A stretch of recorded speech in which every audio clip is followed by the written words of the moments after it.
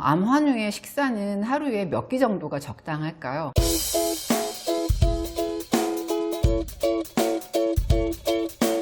안녕하세요.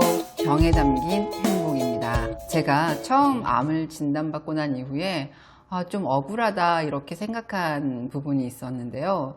사람들이 암이라고 하는 이 한자를 가지고 산더미처럼 먹어서 생긴 병이다 이렇게 말을 할 때가 있었어요. 우리가 흔히 이제 암이라고 하는 한자를 풀어서 쓸 때 그렇게 이제 얘기를 많이 하잖아요. 저는 제가 생각하기에 나는 그렇게 많이 먹는 편은 아닌데 왜 산더미처럼 먹어서 생긴 병이라고 하지? 이렇게 좀 억울하다라고 생각했던 그런 부분이 있었어요. 그런데 이제 제가 그 라이프 스타일을 돌아보는 그 과정에서 틀린 말은 아니다 이렇게 생각을 하게 됐거든요. 저의 지난 라이프 스타일 영상을 보신 분들은 알겠지만 제가 빵과 밀가루를 굉장히 즐기고 커피와 디저트를 자주 먹었던, 칼로리는 높지만 영양소가 별로 없는 그런 음식들을 즐긴 게 사실이니까, 이게 제가 생각하기에 전체적인 먹는 양에 대한 얘기라기보다는 내가 먹은 전체 음식의 양과 비교했을 때 좋지 못한, 먹지 말아야 하는 그런 음식의 양이 차지하는 비중이 굉장히 높았다는 거죠. 제가 사실 암을 치유하는 과정에서 식이를 조절하는 과정에서 제가 제일 힘들었던 게 아마도 빵을 먹지 말아야 한다라는 거였던 것 같아요.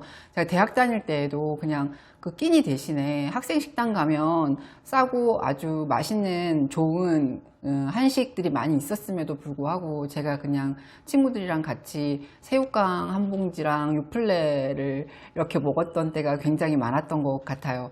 새우깡에 요플레를 찍어 먹는 게 왜 이렇게 맛이 있던지 그때는 그렇게 그냥 끼니를 대충 때우는 경우가 정말 많았었거든요. 암의 원인에 대한 그 현대의학의 학설은 굉장히 다양한데요. 그래도 아직까지는 이것이 암의 원인이다 라고 단정지어서 밝히고 있는 것은 없다고 합니다. 일본의 내과 의사이면서 아주 유명한 면역학자로 알려진 아보도르 교수는 이 암의 원인을 두 가지로 규명을 하고 있는데요.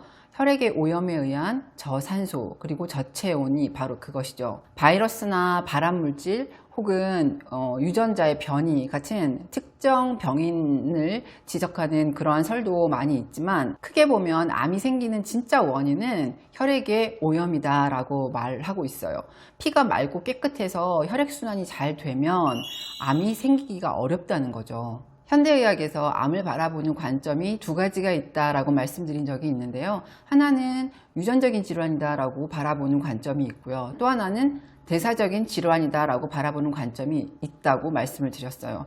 우리가 대사라고 할 때, 대사라고 하는 것은 신체 내에서 진행되는 모든 화학적인 과정을 대사라고 하는데요. 이 대사가 원활하게 이루어지지 않아서 생기는 병을 대사증후군 혹은 대사질환이라고 말합니다. 대표적인 대사질환 장애로는 우리가 흔히 말하는 고혈압, 당뇨, 심장병, 뇌졸중이 있죠. 대사질환 장애와 암이 혈액의 오염이다라고 하는 같은 배경을 가지고 있다라고 그렇게 추정한다라고 말씀하시더라고요. 모든 성인에게서는 하루에 수천 개 내지는 수만 개의 암세포가 생겨난다고 알려져 있습니다. 하지만 우리 몸에서 면역을 담당하는 세포인 NK세포나 대식세포가 그때그때 암세포를 잘 처리해주면 암이 생기지 않는 거고요.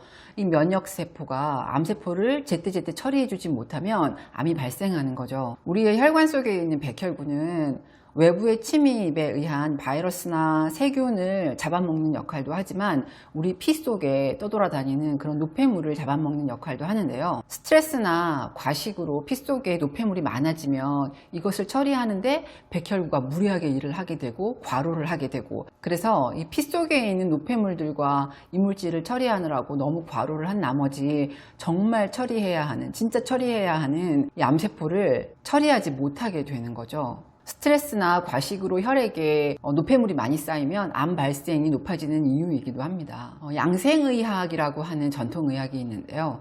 우리 몸에 내재한 자연 치유력인 면역력을 기르고 돌보는 것에 초점을 맞춘 전통의학의 한 분야입니다. 이 양생의학 중에 세계 최고의 수준이다라고 평가를 받고 있는 아유르베다라고 하는 인도의 전통 의학이 있는데요. 이 아유르베다에서는 배가 고프지 않으면 먹지 말고 배가 고플 때 먹어라. 태양이 하늘의 중심에 올 때 생리 활동이 가장 왕성하므로 점심을 주된 식사로 하되 아침과 저녁은 가볍게 먹어라, 이렇게 말을 하고 있어요. 암 환우의 식사는 하루에 몇 끼 정도가 적당할까요? 이것은 상황에 따라 좀 다를 것 같은데요. 지금 항암 중에 계시다면 몇 끼를 하느냐, 이런 것이 중요한 문제가 아니죠. 지금 나의 입맛에 잘 맞는 먹을 수 있는 음식으로 하루에 한꺼번에 많이 드실 수 없으니까 여러 번 나누어서 드실 수 있는 만큼 계속 드시면 될 것 같고요.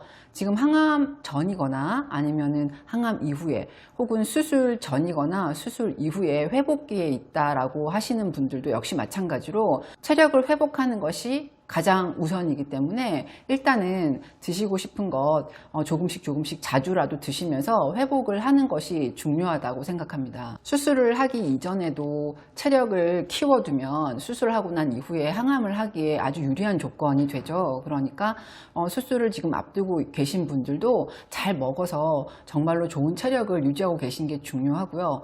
수술 이후도 마찬가지로 회복기 동안은 우리가 몸을 체력을 회복하기 위해서 좋은 음식, 영양가 있는 음식, 칼로리가 좀 높은 음식이라도 잘 먹고 체력을 우선은 회복하는 것이 가장 중요한 것 같습니다. 하지만 일단 체력을 회복하고 난 이후라면은 조금 달라질 것 같아요. 두 가지 정도로 나눌 수 있을 것 같은데, 하루에 3끼 그대로 드시는 분이 계실 거고, 저처럼 하루에 2끼로 식사를 줄여서 하시는 분들이 아마 계실 거예요.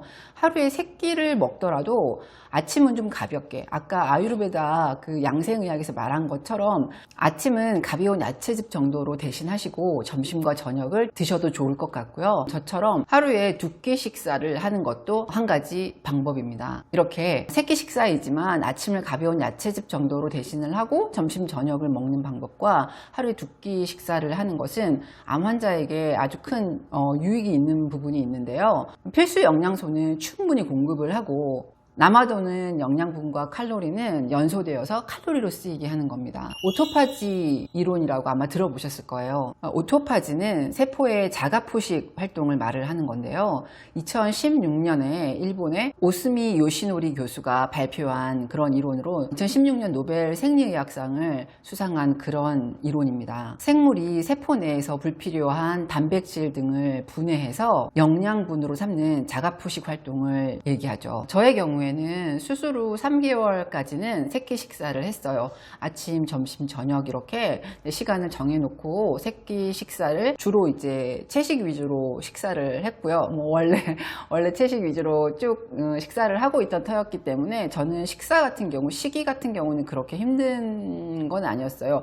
제가 좋아하는 빵이나 간식 종류를 먹지 못한다라는 거, 밀가루 음식을 자제해야 한다는 그런 것들이 조금 어려웠을 뿐이지, 기본적으로 채식 식단이 제가 늘 계속 해왔던 식단이라 그렇게 힘들진 않았고요.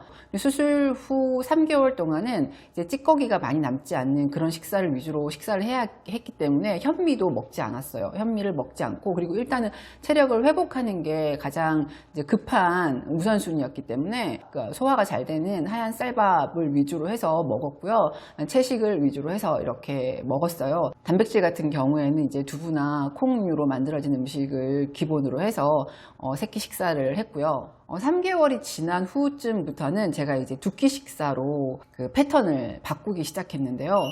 2끼 식사 생각하면 너무 배고프지 않나 이렇게 생각하시는 분이 있을지 모르겠는데, 우리가 칼로리 영양학의 모순이라고들 말씀을 많이 하시는데, 칼로리가 높다라는 말이 영양가가 높다라는 말이 아닌 건 여러분들이 다 알고 계실 거예요. 반대로 칼로리가 낮다라고 해서 영양가가 낮다라는 의미도 아니거든요. 암 환우분들이 즐겨 드시는 녹즙 같은 생야채즙 같은 경우에는 그 안에 칼로리는 굉장히 낮잖아요. 칼로리는 굉장히 낮지만 우리 몸에 필수적으로 필요한 비타민과 미네랄이 굉장히 풍부한 그런 음식이에요. 그래서 사실 이 영양소가 충분히 공급이 되고 필요한 영양소가 채워지면 칼로리가 좀 부족하다고 해서 생활을 하는데 크게 불편이 없어요. 그러니까 예를 들면 육체 노동을 많이 하시는 분, 아니면 이제 몸을 많이 쓰시는 분들 같은 경우는 좀 좀 다르긴 하지만 평소에 그렇게 뭐 신체 활동이 아주 과격한 신체 활동이 많지 않은 경우에는 이 두 끼 식사로만 해도 충분하고요. 아까 말씀드린 오토파지 현상, 그러니까 오토파지가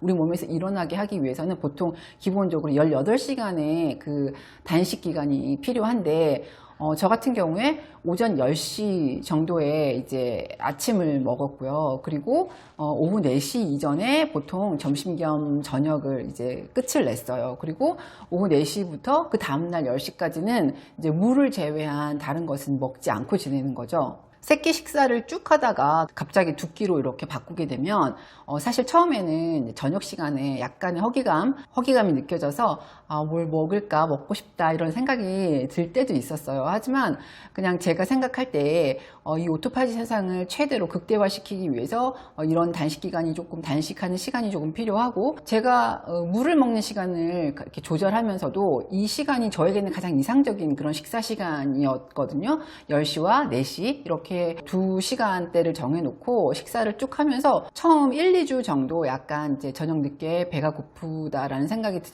들었던 거 외에는 그렇게 크게 저 같은 경우 어려움이 없었던 것 같아요. 지금은 이제 제가 4년 넘게 이렇게 아침 10시 그리고 오후 4시 이렇게 식사를 하는 패턴을 쭉 이어오고 있는데 갑자기 무슨 모임이 생기거나 아니면은 뭐 일이 생겨서 식사 시간대를 약간 조절을 해야 할 때도 있었어요. 그런데 그때는 뭐 그냥 그렇게 조절해서 맞춰서 먹고요. 반드시 이 시간에 꼭 먹어야 돼 막 이렇게 집착해서 그렇게 하진 않았고 대부분의 시간, 대부분의 날들은 이렇게 10시와 오후 4시 이렇게 시간을 맞춰서 식사를 하루 두 끼 식사로 했고 저에게는 이 식사 시간대가 굉장히 아주 적당했던 것 같아요. 모든 사람이 동일한 치유 방법을 가지고 치유를 하기는 좀 어려우니까 여러분들이 자신의 몸 상태를 살펴보면서 항암 중에 계시거나 아니면 수술 전후 회복기에 계신 분들은 좋은 식사로 세 끼 충분히 드셔서 체력을 보강하는 데 우선 집중을 하시고요. 그리고 이제 수술 이후에 회복기가 이제 끝이 나고 선항암을 했던지 후항암을 했던지 항암이 이제 끝이 나서 자연치유로